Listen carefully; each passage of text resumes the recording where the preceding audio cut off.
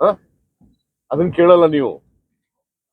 ಅದನ್ನ ಕೇಳ್ರಿ, ಅದನ್ನ ಪ್ರಶ್ನೆನ. ಮಣಿಪುರದಲ್ಲಿ you being a home minister ಏನ್ ಮಾಡಿದ್ದೀರಿ? ಸೂಪರ್ಸೀಡ್ ಮಾಡಿದ್ರ? ಚೀಫ್ ಮಿನಿಸ್ಟರ್ ಬದಲಾಯಿಸಿದ್ರ? ಸರ್ಕಾರ ಡಿಸ್ಮಿಸ್ ಮಾಡಿದ್ರ?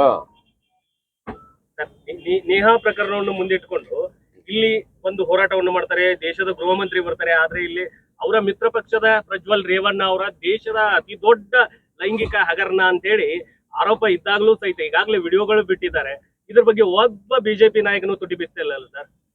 ಬಿಜೆಪಿಯವರು ತಪ್ಪು ಮಾಡಿದ್ದಾರೆ. ಯಾಕಂತಂದ್ರೆ ಮೊದಲೇ ಗೊತ್ತಿತ್ತು, ಬಿಜೆಪಿಯವ್ರಿಗೂ ಗೊತ್ತಿತ್ತು, ಜೆಡಿಎಸ್ನವ್ರಿಗೂ ಗೊತ್ತಿತ್ತು. ಪ್ರಜ್ವಲ್ ರೇವಣ್ಣನ ವಿಡಿಯೋಗಳೆಲ್ಲ ಕ್ಯಾಮ್ರಾ ನೋಡಿ. ಬಿಜೆಪಿ ಪ್ರಜ್ವಲ್ ರೇವಣ್ಣ ಇದಾನಲ್ಲ, ಬರೀ ಸೆಕ್ಷುವಲ್ ಹೆರಾಸ್ಮೆಂಟ್ ಅಲ್ಲ, ರೇಪ್ ಮಾಡಿದ್ದಾರೆ. ರೇಪ್ ಕೇಸ್ ಮಾಡಿದ್ದಾರೆ, ರೇಪ್ ಕೇಸ್ ಆಗಿದೆ.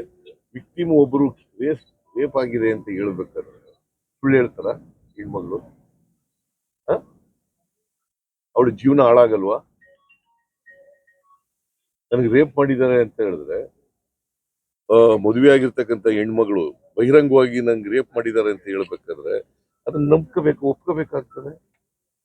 ನಡೀತಿಲ್ಲ. ಪ್ರಿಜಂಪ್ಷನ್ ಈಸ್ ಸುಳ್ಳು ಹೇಳಲ್ಲ ಹೆಣ್ಮಕ್ಳು. ಯಾರು ವಿಕ್ಟಿಮ್ ಇದ್ದಾರೆ ಅವ್ರು ಯಾರು ಕೂಡ ಸುಳ್ಳು ಹೇಳಲ್ಲ, ಒಪ್ಕೋಬೇಕಲ್ಲ. ಅದು ಗೊತ್ತಿದ್ದು ಯಾಕೆ ಸೀಟ್ ಕೊಟ್ರು? ಗೊತ್ತಿದ್ದು ಯಾಕೆ ಅವ್ರ ಜೊತೆ ಅಲಯನ್ಸ್ ಮಾಡ್ಕೊಂಡ್ರು? ಒಂದು. ಎರಡನೇದು, ಅಮಿತ್ ಶಾ ಮತ್ತೆ ನರೇಂದ್ರ ಮೋದಿ ಅವರು ಭ್ರಷ್ಟಾಚಾರದ ಬಗ್ಗೆ ಮಾತಾಡ್ತಾರೆ.